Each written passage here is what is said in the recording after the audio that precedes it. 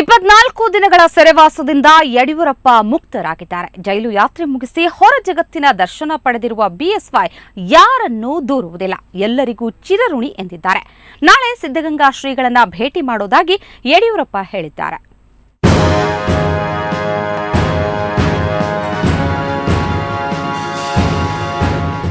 ಮಾಜಿ ಮುಖ್ಯಮಂತ್ರಿ ಸಿಎಂ ಯಡಿಯೂರಪ್ಪ ಅವರ 24 ದಿನಗಳ ಸೆರೆಮನೆವಾಸ ಅಂತ್ಯಗೊಂಡಿದೆ.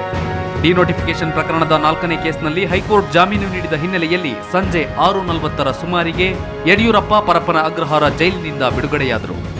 ಯಡಿಯೂರಪ್ಪ ಬಿಡುಗಡೆಗೆ ಬಿಜೆಪಿಯ 16 ನಾಯಕರು, ಅಪಾರ ಅಭಿಮಾನಿಗಳು ಕಾದು ಕುಳಿತಿದ್ರು. ಬಿಡುಗಡೆ ಬಳಿಕ ಮಾತನಾಡಿದ ಅವರು, ಜನತೆಯ ಆಶೀರ್ವಾದ ನನ್ನ ಮೇಲಿದೆ, ಮುಂದಿನ ದಿನಗಳಲ್ಲಿ ಸತ್ಯ ಹೊರಬೀಳಲಿದೆ ಎಂದರು. ಬಳಿಕ ಜೈಲಿನಿಂದ ಹೊರಟ ಯಡಿಯೂರಪ್ಪ ಕಾರನ್ನ 200ಕ್ಕೂ ಹೆಚ್ಚು ಬೆಂಬಲಿಗರ ಕಾರುಗಳು ಹಿಂಬಾಲಿಸಿದ್ವು. ದಾರಿಯುದ್ದಕ್ಕೂ ಜಯಘೋಷ ಮೊಳಗಿತು.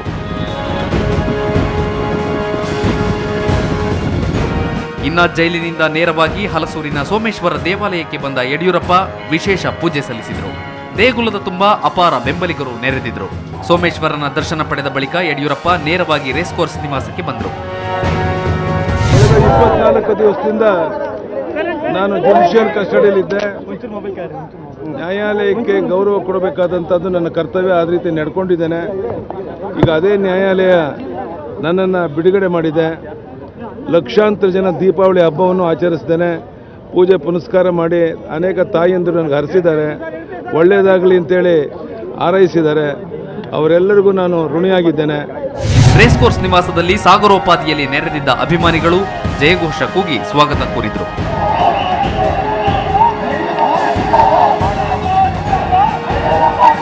ಬ್ಯೂರೋ ರಿಪೋರ್ಟ್, ಸುವರ್ಣ ನ್ಯೂಸ್ 24/7.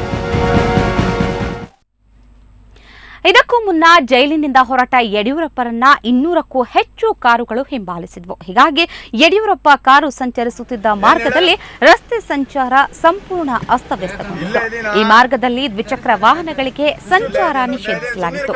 ಈ ಹಿನ್ನೆಲೆಯಲ್ಲಿ ಸುಮಾರು 1 ಗಂಟೆಗೂ ಹೆಚ್ಚು ಕಾಲ ವಾಹನ ಸವಾರರು ವಿನಾಕಾರಣ ಕಿರಿಕಿರಿ ಅನುಭವಿಸಬೇಕಾಯಿತು.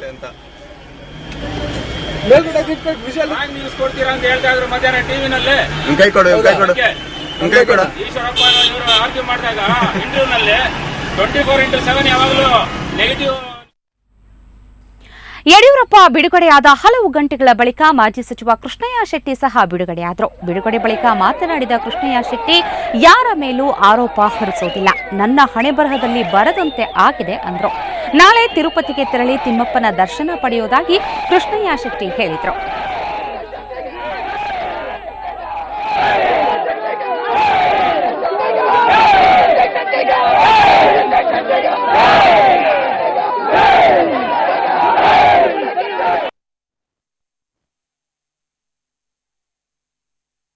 ಯಾಕೆ ತಡ ಆಗಿದೆಯಾ ಸರ್? ಫಾರ್ಮಾಲಿಟೀಸ್ ಇತ್ತು, ಅದಕ್ಕೋಸ್ಕರ.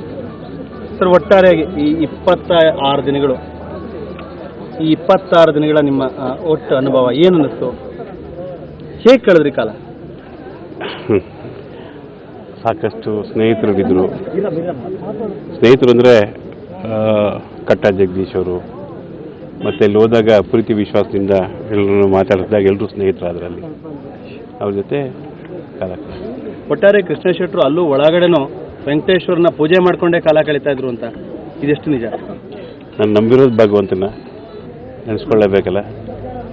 ಈಗ ನಿಮ್ಮ ಮೇಲೆ ಬಂದಿರೋ ಆರೋಪನು ಆ ಭಗವಂತನಿಂದಲೇ ಪೂರ್ತಿ ಹೋಗುತ್ತೆ ಅನ್ನೋ ನಂಬಿಕೆ ಇದೆಯಾ? 100% ಭಗವಂತನ. ಆಕೆಗೆ ಮದುವೆಯಾಗಿ 15 ವರ್ಷ ಕಳೆದಿತ್ತು. ಆಕೆಯ ಗಂಡ ವೃತ್ತಿಯಲ್ಲಿ ಟೇಲರ್ ಕೆಲಸ ಮಾಡ್ತಾ ಇದ್ದ. ಇಬ್ಬರ ದಾಂಪತ್ಯ ಮೊದಲು ಚೆನ್ನಾಗೇ ಇತ್ತು. ಆದರೆ ಆಕೆಯ ಪತಿ ಪರಸ್ತ್ರೀ ಸಹವಾಸ ಇಟ್ಟುಕೊಂಡಿರುವ ವಿಷಯ ಗೊತ್ತಾಗಿದ್ದೇ ತಡ ಆಕೆ ಆತನಿಗೆ ಕತ್ತರಿಯಿಂದ ಮನಬಂದಂತೆ ಇರಿದು ನಂತರ ಪೊಲೀಸರಿಗೆ ಶರಣಾಗಿದ್ದಾಳೆ. ಈ ಘಟನೆ ನಡೆದಿರೋದು ಬೆಂಗಳೂರಿನ ಯಶವಂತಪುರದಲ್ಲಿ.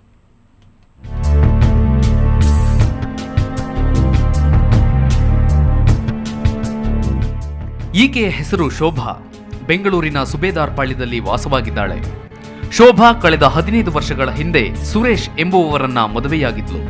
ಈ ದಂಪತಿಗೆ 12 ವರ್ಷದ ವಿನಯ್ ಎಂಬ ಮಗನಿದ್ದಾನೆ. ಆದರೆ ದಿನನಿತ್ಯ ಕಿರಿಕಿರಿ, ಸಣ್ಣ ಪುಟ್ಟ ವಿಷಯಗಳಿಗೂ ಜಗಳವಾಗ್ತಿತ್ತು. ಇದು ಸಾಲದು ಅಂತ ಸುರೇಶ್ ಪರಸ್ತ್ರೀ ಸಂಘ ಬೇರೆ ಮಾಡಿದ್ದ. ಇದೇ ವಿಷಯಕ್ಕೆ ಕಳೆದ ರಾತ್ರಿ ಶೋಭಾ ಸುರೇಶ್ ನಡುವೆ ಭಾರೀ ಜಗಳವಾಗಿದೆ. ಜಗಳ ಮಿತಿಮೀರಿ ಶೋಭಾ ಬಟ್ಟೆ ಕತ್ತರಿಸುವ ಕತ್ತರಿಯಿಂದ ಪತಿ ಸುರೇಶ್ಗೆ 15 ಬಾರಿ ಇರಿದಿದ್ದಾಳೆ. ಗಂಡನಿಗೆ ಕತ್ತರಿ ಹಾಕಿದ ಶೋಭಾ ಸೀದಾ ಯಶವಂತಪುರ ಪೊಲೀಸರ ಬಳಿ ಬಂದು ಶರಣಾಗಿದ್ದಾಳೆ.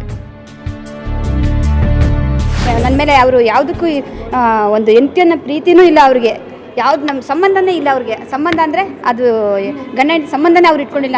ಒಂದು 4 ವರ್ಷದಿಂದ ನಾನಾಗಿ ನಾನು ಅದು ಚುಚ್ಚಿಲ್ಲ. ಅದು ಇಬ್ಬರು ಇದು ಮಾಡ್ತಾ ಇದ್ವಲ್ಲ ಮಾತುಕತೆಯಲ್ಲಿ, ಆ ಥರ ಅವ್ರ ಕಡೆ ಜಾಸ್ತಿ ಆಗೋದು. ಹಲ್ಲೆಗೊಳಗಾದ ಸುರೇಶ್ನನ್ನು ಸಂಬಂಧಿಕರೊಬ್ಬರು ರಾಮಯ್ಯ ಆಸ್ಪತ್ರೆಗೆ ದಾಖಲಿಸಿದ್ದಾರೆ. ಸತೀಶ್ ಪ್ರಾಣಾಪಾಯದಿಂದ ಪಾರಾಗಿದ್ದಾನೆ. ಕತ್ತರಿ ತಗೊಂಡು ಹೊಟ್ಟೆ ಮೇಲೆ ಚುಚ್ಚಿದ್ದಾಳೆ ಒಂದು 3 ಸಲ. ಅದು ಗಂಡ ಹೆಂಡತಿಗೆ ಇನ್ನೊಂದು ಹೆಂಗಸು ವಿಷಯದಲ್ಲಿ ಅನುಮಾನ ಬಂದು ಜಗಳ ಆಗಿದ್ದ ನಂತರ ಇವತ್ತು ಬೆಳಿಗ್ಗೆ ಅಮ್ಮ ತನ್ನ ಗಂಡನ ಮೇಲೆ ಹಲ್ಲೆ ಮಾಡಿ ಚುಚ್ಚಿದ್ದಾಳೆ. ಚುಚ್ಚಿದ ಆಮೇಲೆ ತನ್ನೇ ಪೊಲೀಸ್ ಸ್ಟೇಷನ್ಗೆ ಬಂದು ಗಂಡನ ಮೇಲೆ ಮತ್ತು ತಾನು ಮಾಡಿದ್ದ ಕೆಲಸದ ಬಗ್ಗೆ ಒಂದು ದೂರನ್ನು ಕೊಟ್ಟಿದ್ದಾಳೆ ಅವರು. ಪರಸ್ತ್ರೀ ಸಹವಾಸವೋ ಅಥವಾ ಮತ್ತಿನ್ನೇನು ಸಮಸ್ಯೆಯೋ, ಇಬ್ಬರ ಜಗಳದಲ್ಲಿ ಬಡವಾಗಿದ್ದು ಮಾತ್ರ ಇವರ ಕಂದ. ಅಶ್ವಥ್ SN, ಕ್ರೈಮ್ ಬ್ಯೂರೋ, ಸುವರ್ಣ ನ್ಯೂಸ್ 24/7.